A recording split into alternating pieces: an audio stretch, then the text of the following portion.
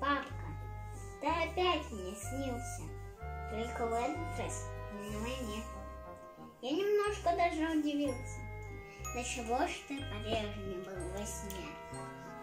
Прежний, но такой же самый, словно не видались мы 2 дня. Даже бежал, поцеловался с мамой, а потом поцеловал меня. Мама будто плачет и смеется. И визжу, и висну на тебе. Мы с тобой начали бороться. Я, конечно, одолел в борьбе. А потом принес те 2 осколка, что нашел недавно у ворот. И сказал тебе: а скоро елка, ты приедешь к нам на Новый год? Я сказал, да тут же и проснулся. Как случилось это, не помню.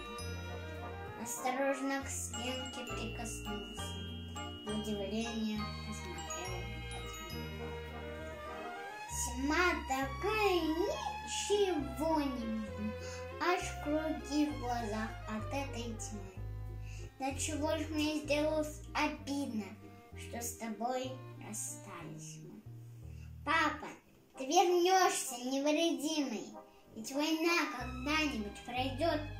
Миленький голубчик мой родимый, знаешь, правду скоро Новый год. Я тебя, конечно, поздравляю, желаю вовсе не болеть.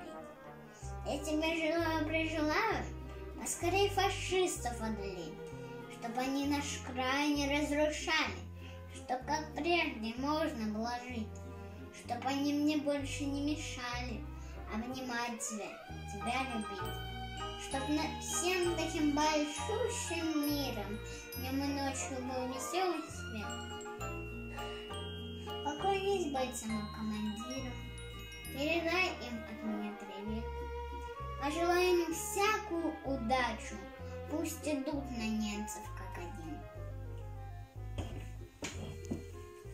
Я пишу тебе и чуть не плачу.